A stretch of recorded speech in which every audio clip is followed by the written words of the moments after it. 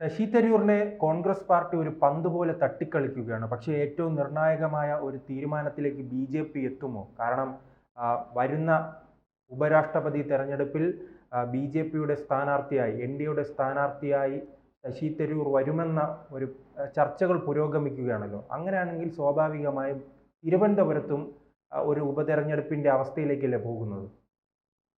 ശശി തരൂർ ഉപരാഷ്ട്രപതി സ്ഥാനാർത്ഥിയായി ബി.ജെ.പിയുടെ നോമിനിയായി വന്ന് മത്സരിച്ച് ജയിച്ചാൽ തീർച്ചയായിട്ടും തിരുവനന്തപുരത്ത് ഉപതെരഞ്ഞെടുപ്പ് വേണ്ടിവരും. കോൺഗ്രസ്സിൽ ഒരുപാട് പേര് അങ്ങനെ ആഗ്രഹിക്കുന്നുണ്ട് കേരളത്തിലെ. പ്രത്യേകിച്ച് കെ മുരളീധരനെ പോലെയുള്ളവർ പഴവങ്ങാടിയിൽ തേങ്ങയടിച്ച് പ്രാർത്ഥിക്കുന്നുണ്ട് എന്നാണ് കോൺഗ്രസ്സുകാർ തന്നെ അടക്കം പറയുന്നത്. ശശി തരൂർ എങ്ങനെയെങ്കിലും ഒന്ന് ഇവിടെ നിന്ന് നിഷ്കാസിതനായെങ്കിൽ തിരുവനന്തപുരത്ത് ഉപതെരഞ്ഞെടുപ്പ് വരും, അപ്പോൾ കോൺഗ്രസ് സ്ഥാനാർത്ഥിയായിട്ട് എനിക്ക് മത്സരിക്കാം എന്ന് കെ മുരളീധരന് താല്പര്യമുണ്ട് എന്നാണ് അദ്ദേഹവുമായി ബന്ധപ്പെട്ട കോൺഗ്രസ് നേതാക്കളൊക്കെ പൊതുവെ പറയുന്നു. ഇരിക്കട്ടെ, തരൂര് ഉപരാഷ്ട്രപതി സ്ഥാനാർത്ഥി, ബി.ജെ.പിയുടെ ഉപരാഷ്ട്രപതി സ്ഥാനാർത്ഥി ആകുമെന്ന് തന്നെ ഉറപ്പില്ല. അത് തീരുമാനിക്കേണ്ടത് ബി.ജെ.പിയുടെ ഏറ്റവും ഉന്നത തലത്തിലുള്ള സമിതിയും അതുപോലെ സംഘപരിവാറിലെ RSS അടക്കമുള്ളവരും ഒക്കെ ചേർന്നാണ് അത് തീരുമാനിക്കുന്നത്. അത് RSS നേരിട്ട് ബി.ജെ.പിയുടെ കാര്യത്തിലോ ദൈനംദിന കാര്യത്തിലോ ഭരണത്തിലോ ഒന്നും ഇടപെടാറില്ല. പക്ഷെ ഇതുപോലുള്ള കീ പോസ്റ്റുകളിലേക്ക് വരുമ്പോൾ അവർ അവരുടെ അഭിപ്രായം പറയാറുണ്ട്. ഇവിടെ തീർച്ചയായിട്ടും RSSന് ഒരു അഭിപ്രായം ഉണ്ടാവും, BMSന് ഒരു അഭിപ്രായം ഉണ്ടാവും, വിശ്വഹിന്ദു പരിഷത്തിനുണ്ടാവും. അങ്ങനെ വിവിധ പരിവാർ സംഘടനകൾക്കെല്ലാം അഭിപ്രായം ഉണ്ടാകും. അഭിപ്രായങ്ങളെല്ലാം സമന്വയിച്ചായിരിക്കും ബി.ജെ.പി ഒരു തീരുമാനത്തിൽ എത്തുന്നത്. തീർച്ചയായിട്ടും അവിടെ മാതൃസംഘടനയായ RSSൻ്റെ വാക്കുകൾക്ക് വലിയ വിലയുണ്ടാകും. അതവിടെ നിൽക്കട്ടെ. ഞാൻ പറഞ്ഞു വരുന്നത്, അങ്ങനെ ശശി തരൂരിൻ്റെ പേര് ഈ പരിവാർ സംഘടനകളെല്ലാം പറയുമോ? അങ്ങനൊരു ചോദ്യമുണ്ട്. ഞാൻ അതിന് സാധ്യത കുറച്ചേ കാണുന്നു. കാരണം നമ്മൾ കോൺഗ്രസും ബി.ജെ.പിയും ശരിക്കും ദേശീയ തലത്തിൽ പ്രവർത്തിക്കുന്ന രണ്ട് പാർട്ടികളെ ഇന്ത്യയിലുള്ളൂ എന്ന് പറയാം. അതൊന്ന് ബി.ജെ.പിയാണ്, ഒന്ന് കോൺഗ്രസ്സാണ്. ബാക്കിയുള്ള പാർട്ടികളെല്ലാം പ്രാദേശികമായിട്ട്, ബാക്കി സംഘടനകളും പാർട്ടികളും എല്ലാം പ്രാദേശികമായിട്ട്, DMK ആണെങ്കിൽ തമിഴ്നാട്ടിൽ മാത്രമേ ഉള്ളൂ, പിന്നെ തൃണമൂലാണെങ്കിൽ ബംഗാളിൽ മാത്രമേ ഉള്ളൂ, ആം ആദ്മി പാർട്ടി ആണെങ്കിൽ ഇപ്പോൾ പഞ്ചാബിൽ മാത്രമേ ഉള്ളൂ, സമാജ്വാദി പാർട്ടി UP-യിൽ മാത്രമേ ഉള്ളൂ, അതുപോലെ ശിവസേന മഹാരാഷ്ട്രയിൽ മാത്രമേ ഉള്ളൂ, നാഷണൽ കോൺഫറൻസ് PDPയും ജമ്മു കാശ്മീരിൽ മാത്രമേ ഉള്ളൂ. ഇതാണ് അതിൻ്റെ ഒരു അവസ്ഥ. പക്ഷെ കോൺഗ്രസും ബി.ജെ.പിയും അങ്ങനെയല്ല. ഏതാണ്ട് രാജ്യത്തെ എല്ലാ സംസ്ഥാനങ്ങളിലും പ്രവർത്തനമുള്ള ഭൂരിഭാഗം സ്ഥലത്ത് ബി.ജെ.പിയോ ബി.ജെ.പിയുടെ സഖ്യകക്ഷികളോ ആണ് ഭരിക്കുന്നത്. ഏതാനും സംസ്ഥാനങ്ങൾ, കർണാടക, തെലങ്കാന, ഹിമാചൽ പ്രദേശ് തുടങ്ങിയ ഏതാനും സംസ്ഥാനങ്ങൾ കോൺഗ്രസ് ഭരിക്കുന്നു. ഇതാണ് അവസ്ഥ. പക്ഷേ കോൺഗ്രസ് ഒരു പാൻ ഇന്ത്യൻ പാർട്ടിയാണ്, പാൻ ഇന്ത്യൻ സ്വഭാവമുള്ള പാർട്ടിയാണ്. ബി.ജെ.പിക്കും അതുപോലെ തന്നെ. ബി.ജെ.പിക്ക് അങ്ങനെ ഏതെങ്കിലും ഒരാൾ, ഇപ്പോൾ ശശി തരൂരിൻ്റെ പേര് ആരെങ്കിലും പറഞ്ഞു എന്നാൽ പിന്നെ ശശി തരൂർ ഇരിക്കട്ടെ, അങ്ങനെ തീരുമാനിക്കാൻ സാധിക്കില്ല. ബി.ജെ.പി ദ ഹോൾ കൺട്രി, മൊത്തം രാജ്യത്തെയും വിലയിരുത്തി എല്ലാ സംസ്ഥാനങ്ങളിലെയും രാഷ്ട്രീയ സാഹചര്യങ്ങൾ മനസ്സിലാക്കി ഒക്കെയാണ് ബി.ജെ.പി ഒരു സ്ഥാനാർത്ഥിയെ ഏത് പദവിയിലേക്കാണെങ്കിലും മുന്നോട്ട് വയ്ക്കുന്നത്.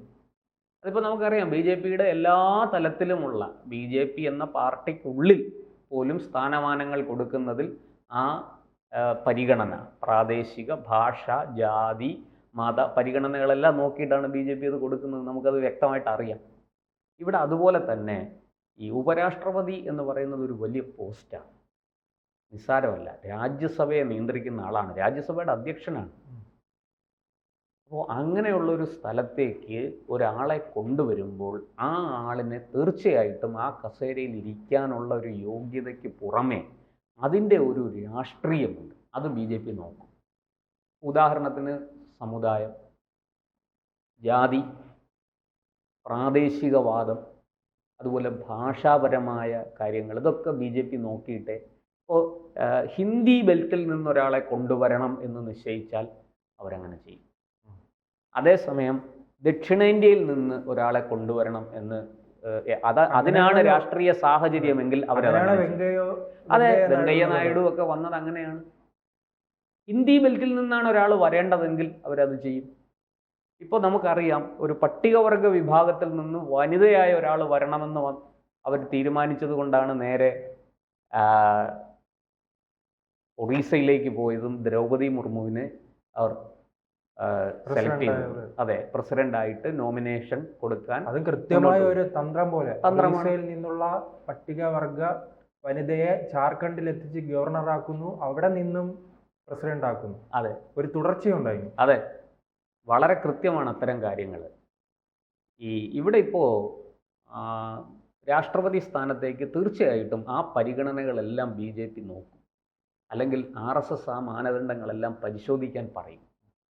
അല്ലാതെ വെറുതെ ഒരാളെ, ഇപ്പോൾ ശശി തരൂരിനെ പോലെ കേരളത്തിൽ നിന്ന് വരുന്ന ഒരു നേതാവിനെ അങ്ങനെ സെലക്ട് ചെയ്തിട്ട് പ്രത്യേകിച്ച് കാര്യമൊന്നുമില്ല. ഞാൻ മനസ്സിലാക്കുന്നത് അതുകൊണ്ട് ബി ജെ പിയുടെ സോഷ്യൽ എഞ്ചിനീയറിങ്ങിന് വലിയ മാറ്റം, എന്തെങ്കിലും ഗുണം, എന്തെങ്കിലും ലാഭം അതുകൊണ്ടുണ്ടാകും എന്ന് എനിക്ക് തോന്നുന്നില്ല. കാരണം കേരളത്തിൽ പരമാവധി എത്ര സീറ്റുകൾ ജയിക്കാൻ പറ്റും?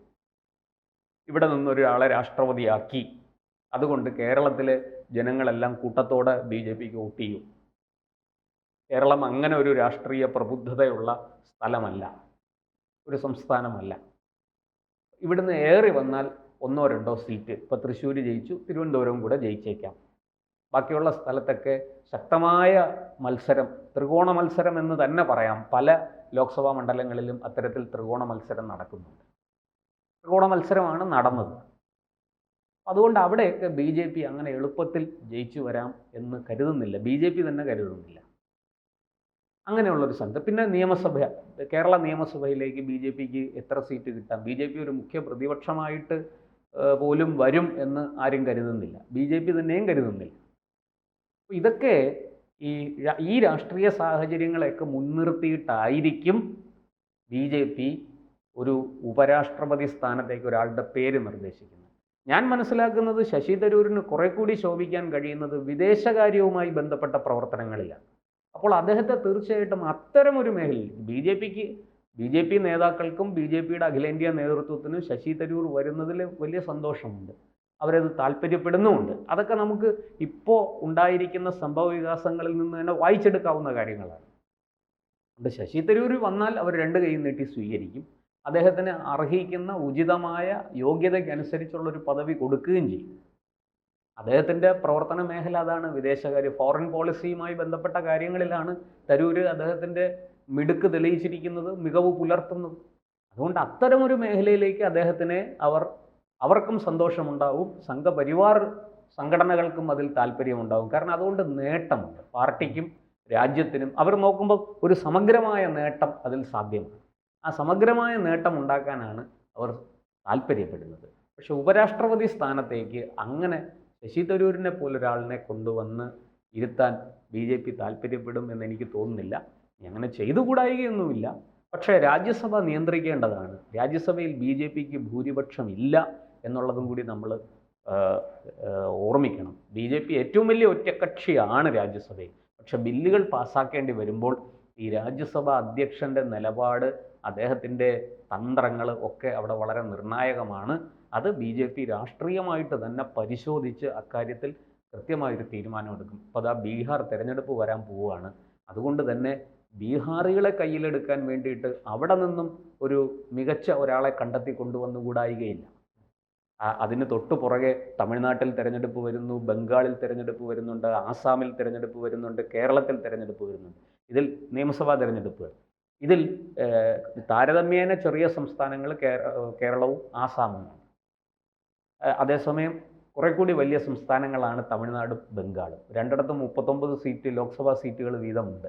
അപ്പോൾ ഇതെല്ലാം മുന്നിൽ വെച്ചുകൊണ്ടായിരിക്കും ബി ജെ പി അവരുടെ സോഷ്യൽ എഞ്ചിനീയറിംഗ് വർക്കൗട്ട് ചെയ്യാൻ പോകുന്നത്.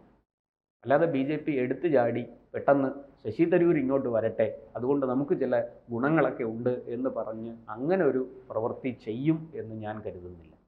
ഇനി ശശി തരൂർ വന്നാൽ നല്ലത് തന്നെ, അല്ലെന്ന് പറയുന്നില്ല. പക്ഷെ അദ്ദേഹത്തിന്, എൻ്റെ നോട്ടത്തിൽ അദ്ദേഹത്തിന് കുറെ കൂടി യോഗ്യമായൊരു സ്ഥാനം, അദ്ദേഹത്തിന് കുറെ കൂടി പെർഫോം ചെയ്യാൻ കഴിയുന്ന, മികച്ച പെർഫോമൻസ് കാഴ്ചവെക്കാൻ കഴിയുന്ന ഒരു മേഖല ഫോറിൻ പോളിസിയുമായി ബന്ധപ്പെട്ടതാണ്, വിദേശ കാര്യവുമായി ബന്ധപ്പെട്ടതാണ്. അത്തരത്തിലുള്ളൊരു സ്ഥാനത്തേക്കായിരിക്കും അദ്ദേഹത്തിന് നറുക്ക് വീഴുക. അദ്ദേഹം കോൺഗ്രസ് വിട്ടു വരികയാണെങ്കിൽ. കോൺഗ്രസിനുള്ളിൽ ഒരുപാട് പേർക്ക് താല്പര്യമുണ്ട്, എങ്ങനെയെങ്കിലും തരൂർ ഇവിടുന്ന് ഒന്ന് പോയി കിട്ടിയാൽ മതി, അത്രയും ഞങ്ങൾക്ക് ഗുണം എന്ന് വിചാരിക്കുന്ന ആൾക്കാർ കോൺഗ്രസ്സിൽ ധാരാളമുണ്ട്. കാരണം ഭൈമീയ കാമുകന്മാരുടെ എണ്ണം വളരെ കൂടുതലാണ്.